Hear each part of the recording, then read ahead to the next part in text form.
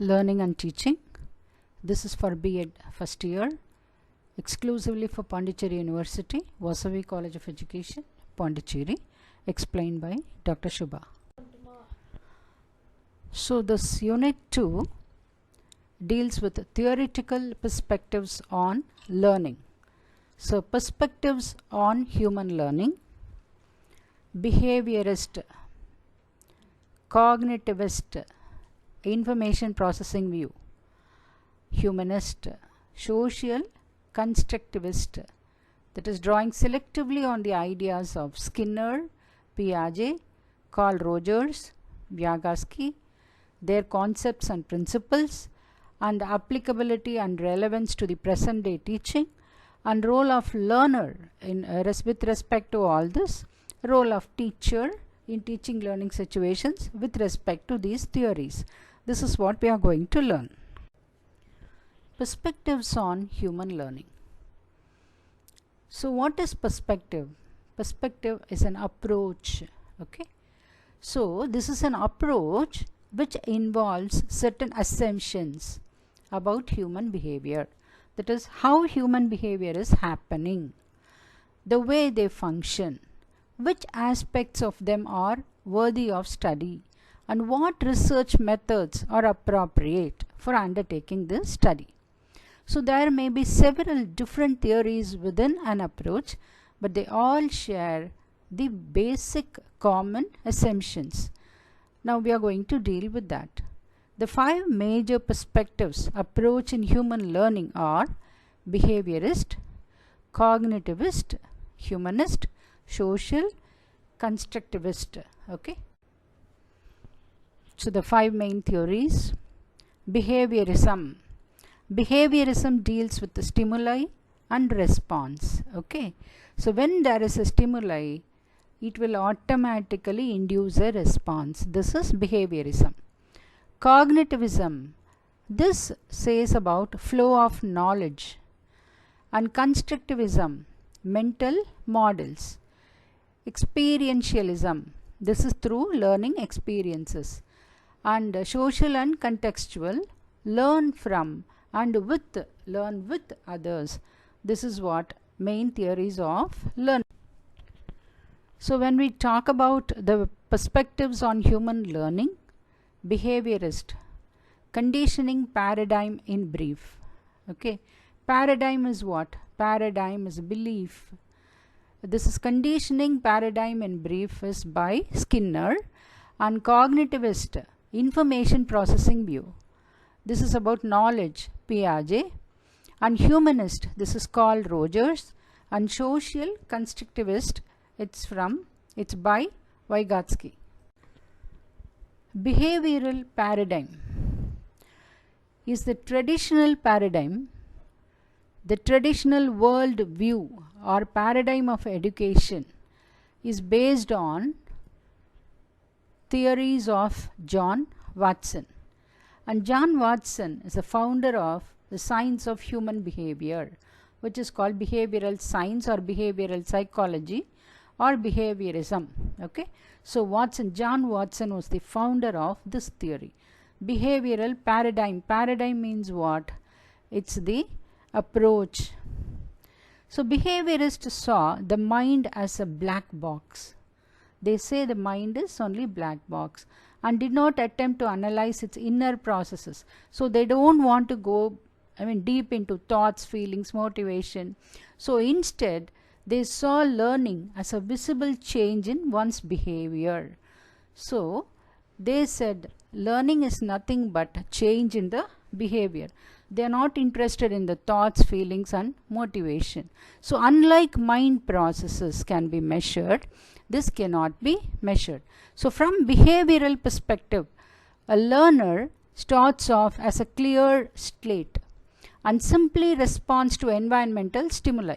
So those responses can be shaped through positive and negative reinforcement.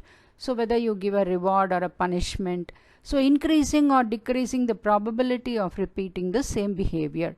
So this forming of stimuli response association which results in observable behavior is behaviorism.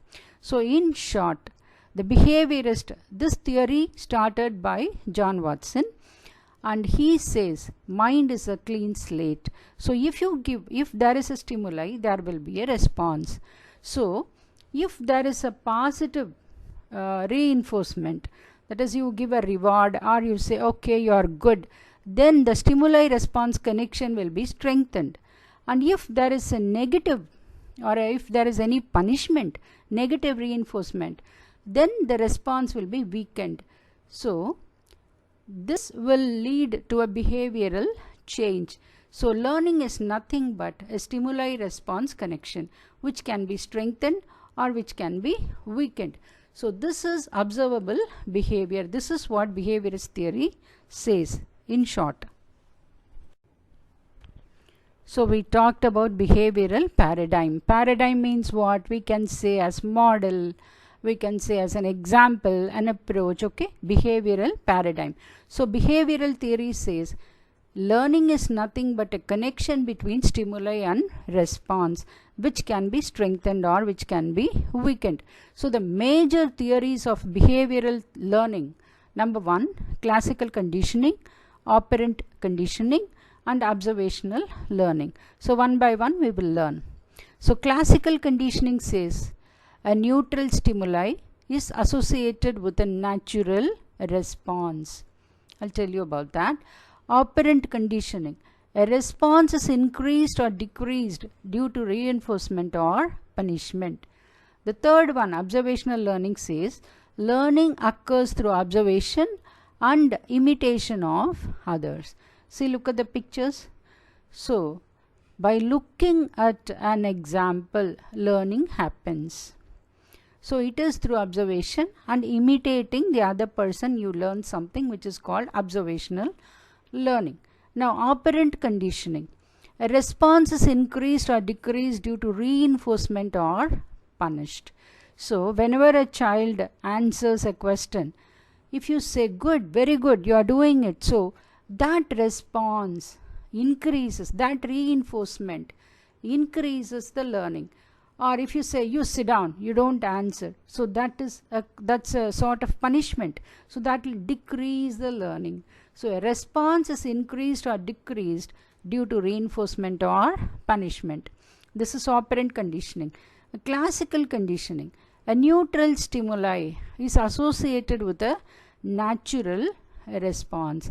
Let's suppose one of your friend, you like a perfume, and whenever the friend comes, he comes with that smell.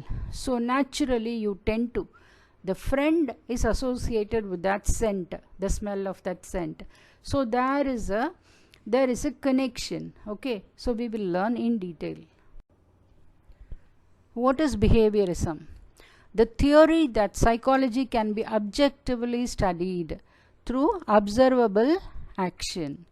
So operant conditioning and classical conditioning. Okay, so psychology can be objectively studied.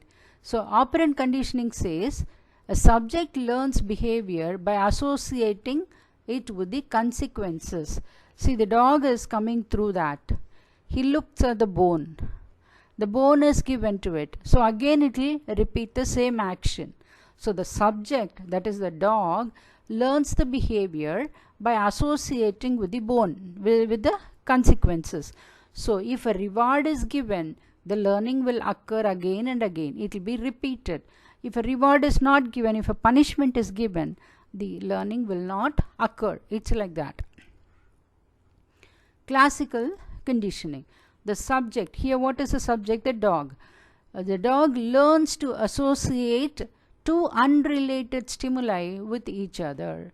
So the dog, whenever the bell rings, the food is given to the dog. So whenever the bell rings, the dog thinks of the food. So even if the food is not there and the bell only rings, only the bell rings, the dog thinks about the food. So there is a connection between an unrelated stimuli with each other, that is bell and the food. Okay, so there is a connection between two, and this will emulate a sort of learning in the part of the learner. So this is classical conditioning. Now let's learn about operant conditioning. This is by Skinner.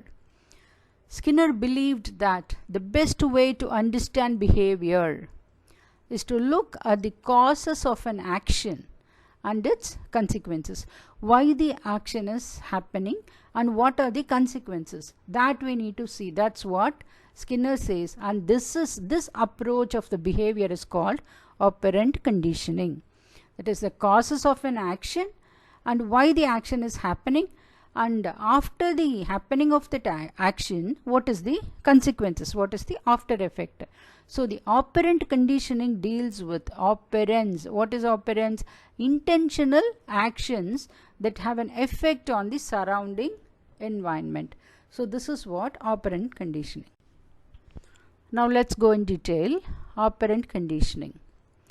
This can be described as a process that attempts to modify behavior through the use of a positive or negative reinforcement. Through operant conditioning, an individual makes an association between a particular behavior and a consequence. So there is a relation. He makes a connection between a behavior and a consequence. Okay. So first time if a child is answering in the class for a question, then the teacher is telling, very good. Even if the child answers wrongly, the teacher is not scolding him, and the teacher says, okay, this is close to the answer, why don't you try again? So this is the consequence. Okay. So if the teacher is not shouting, then that is a sort of reward. Again the child will answer for the next question also. So he will have a mental peace. Okay, I can answer, a sort of confidence. So there will be an association, a connection between a stimuli and a response. Now parents rewarding a child's excellent grades with candy or some other prize. A school teacher awards points to those students who are the most calm and well behaved. Students eventually realize that when they voluntarily become quieter and better behaved, they earn more points. So these are operant conditioning thing. A form of reinforcement are given to an animal every time the animal presses a lever. So accidentally, like in an experiment, accidentally the pigeon presses a lever and a food is being given. So the pigeon understands that, okay, when I press the lever, I get some food. So again and again it will start repeating pressing the lever, get the food. So a stimuli and a response. So there will be a connection of learning by pressing a lever. Okay. So this is operant conditioning. The term operant conditioning originated by the behaviorist B.F. Skinner. So who believed that one should focus on the external observable causes of behavior rather than try to unpack the internal thoughts and motivations. So he's not bothered about the feeling, attitude, thoughts, motivation, aptitude, etc., etc. So he says that we have to focus on the observable causes of behavior. What you can observe, like the pigeon pressing the lever, you can observe the behavior, the behavioral change. So reinforcement comes in two forms. Reinforcement can be either positive or negative. Now what is positive reinforcement? They are favorable events, like a teacher telling very good and giving a candy or a chocolate. So a favorable event or outcomes that are given to the individual after the desired behavior. So this can be in the form of a prize, a reward, etc., etc. So when a child is answering correctly, very good, you have done very well, now come on, here is a prize for you. So that will motivate him, and again he will repeat the same desired behavior. Now what is negative reinforcement? So these are characterized by the removal of an undesired or unpleasant outcome of the desired behavior. So a response is strengthened as something considered negative is removed. Okay. Now if a child is sitting in a place which he doesn't like, if you answer correctly, then I will move you to the front row which you are comfortable. So negative reinforcement means removal of unpleasant, undesired thing. Okay. So this also when the negative is removed, so this also strengthens the response. So positive reinforcement and negative reinforcement, the goal in both of these cases of reinforcement is for the behavior to increase. So positive means again that will increase the desired behavior. So this is a favorable thing. Negative means removing the negative whichever considered as negative for the child. Okay, in both the cases the learning will be more, the learning will increase. So now we have the other two terms like positive and negative punishment. So reward is one thing, reinforcement is one thing.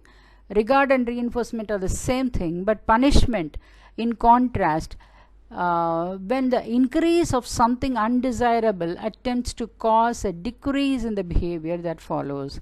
So positive punishment is what? When unfavorable events or outcomes are given in order to weaken the response that follows. Okay, so a punishment, when a punishment is given, then the behavior will not happen, the happening of that event will decrease.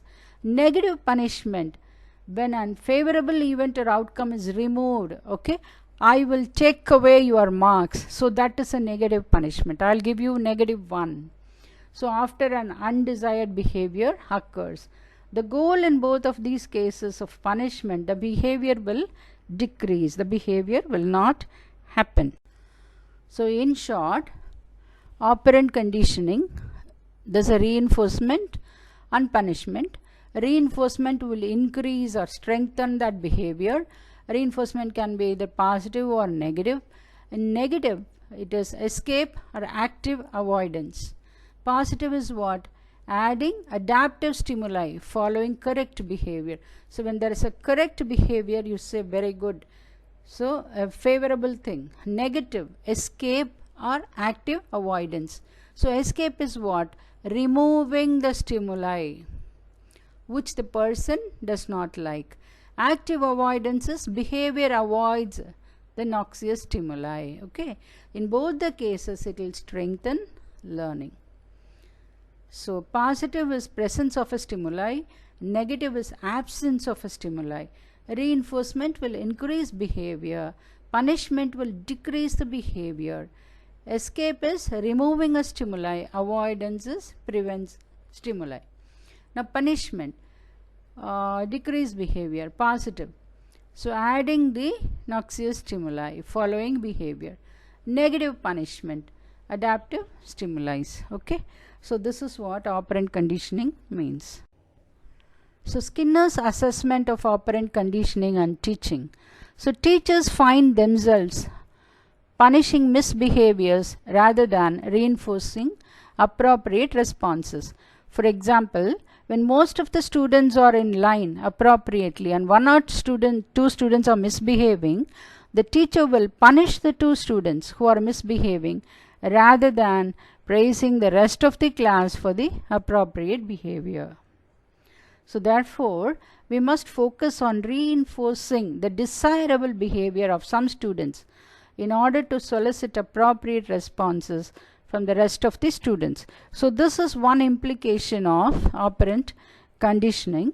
And again, like linear programming in computers, so this is also about operant conditioning. That is a slide which we are giving, and when we are giving a test through computer aided instruction, if the child is giving the correct answer, yes, you're good, you can go ahead with the next slide. So this is a positive response. So when the child is getting yes, very good, then the child increases learning. Okay, so there is an increase in learning, increase in motivation also. So the linear programming is also one of the aspect of operant conditioning.